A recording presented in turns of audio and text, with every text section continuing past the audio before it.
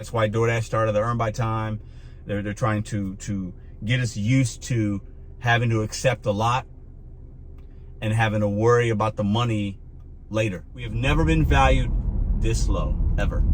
Let's just have a candid conversation real quick about DoorDash. It's been several months. I'm not on the DoorDash platform anymore. I'm not a dasher. If you know, you know. I'm not here for that.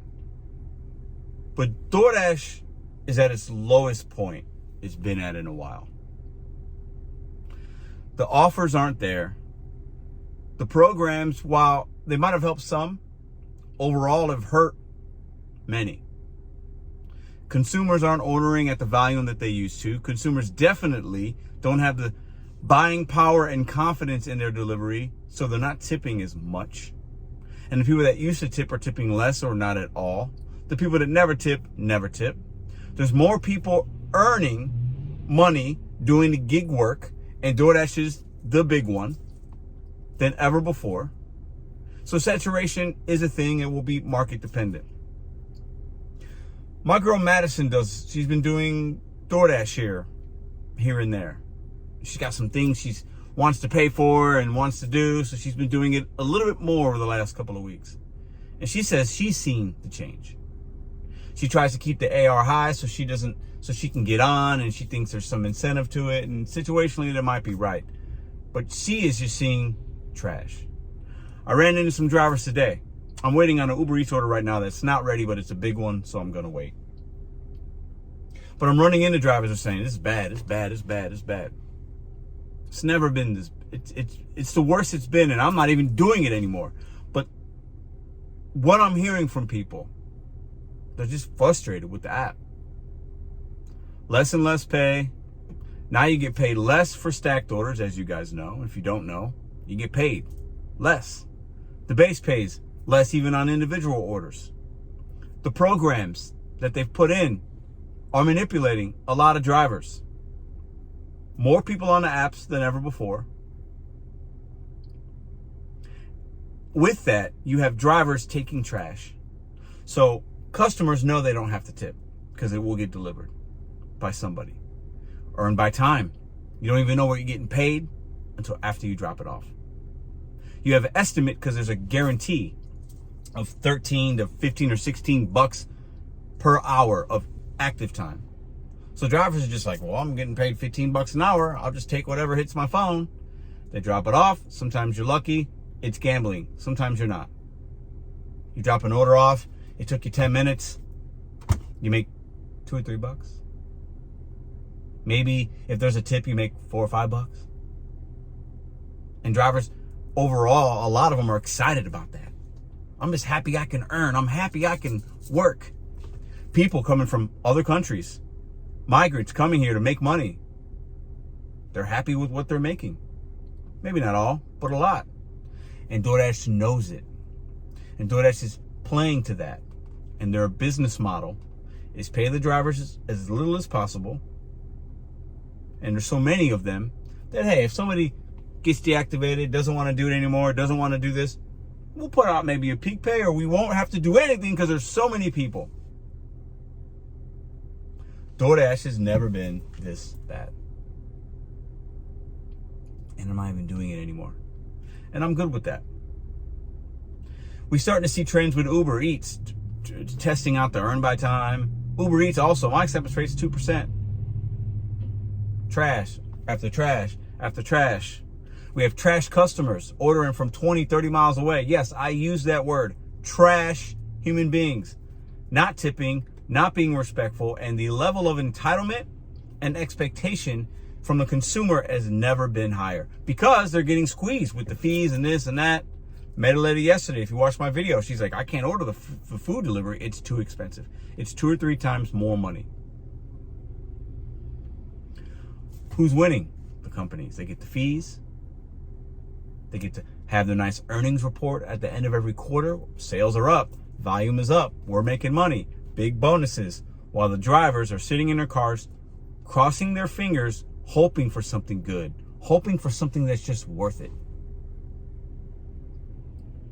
Same can be said maybe for even Walmart or Grubhub or this or that. We as drivers have never been valued this low, and it's getting worse. I don't say that to make this video negative. I don't want to scare you. There's opportunities in the gig economy, because the gig economy goes way beyond food delivery. But the on-demand food delivery apps, while a lot of us are still going to make money, overall, the consensus is it's people are saying if you've been doing this long enough, you realize it's never been this bad. It's bad. So what is the solution? What do? Do you just add more apps? Sure, that's one way of looking at it. More apps, cast a wider net, more opportunity. It's better. Do you go back to a W-2? I believe in 2025, it will be the year we're starting to see a trend of more even content creators, viewers, subscribers, drivers, whatever you are, whatever you call yourself, going back to traditional ways of making money. And doing this on a very limited basis, as most drivers do. And the companies know that. Most drivers are working less than 10 hours a week, 4 or 5 hours a week. They know that. So they know we're just going to send them whatever. They're here only for a few hours. We don't even value the drivers. The DoorDash doesn't value us. We know that.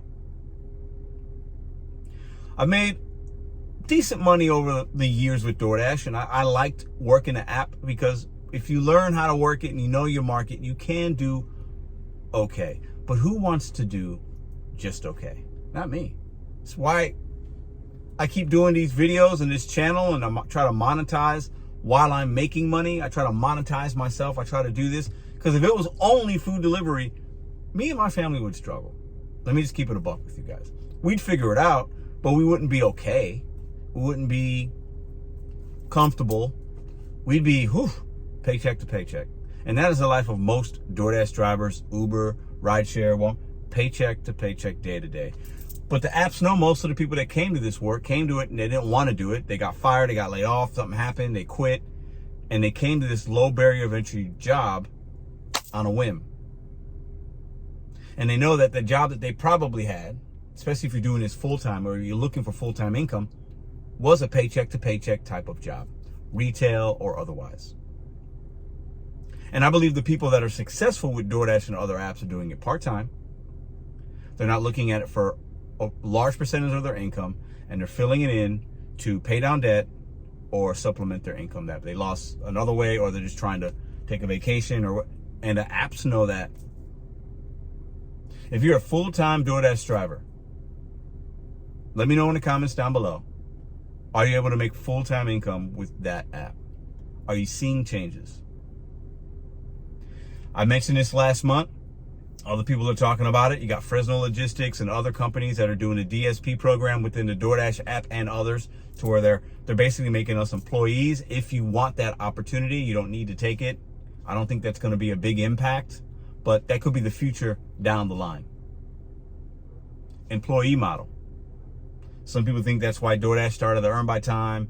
They're trying to get us used to having to accept a lot and having to worry about the money later, and being surprised if you made more than 15. Ooh, now I made 18 bucks this hour, Mom. Look, hey babe, I made 18 instead of 15, and you're excited. That's not good money. If it is to you, I'm telling you it's not. With the cost of everything else going on, you're not making any money. You're not making money on that platform if that's what you are making consistently. Spread your wings, try other apps, try things that were in the 1099 independent contractor realm, gig economy, but not on-demand food delivery. Try and look at other opportunities. I got one more thing for you guys. So I guess in closing,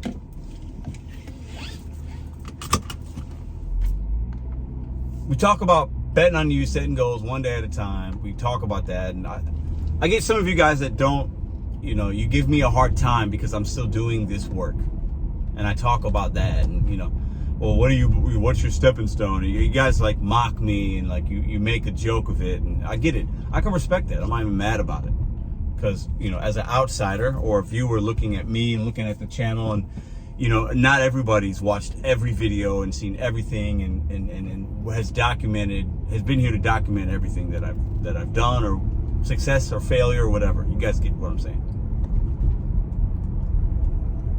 But my perspective is very different than the typical delivery driver. Because of this channel, I'm proud of what we've done here. I'm humbled in a lot of ways. I work hard at it, and I learn, and I try different things, and you know, we make money on this channel on YouTube, and that could go away, just like the gig apps can go away or whatever. You know, things aren't forever. Nothing's forever, right? Nothing is certain. But if you don't try to figure out how you're going to bet on yourself, whatever that means for you, it's a personal thing. Somebody else's opinion on how you're betting on yourself is really irrelevant, especially somebody on the internet that you don't know. But I am pleading with you, don't look at work as full-time for a long time. Oh, keep going. I think I just heard that Uber Eats chime, right? Don't rely on this, because it will not last as long as you think it might. Because of orders like this. We have never overall, there's always outliers, but I'm talking to the masses here, the majority. We have never been valued this low, ever. From how the companies value us and the consumers. And in some ways, how we even value ourselves. And I include myself in that. DoorDash has never been as bad as it is right now. Will it get better? I don't see how. The trend is the other way. There's always going to be volume in orders, and there's going to be opportunity, but the opportunity year over year is getting worse. For all the reasons, and maybe many more, that I already mentioned in this video. I want you guys to have a great day. I just want you to think outside the box. You can stay within the gig economy, but please seek out other opportunities. And if you're not making money,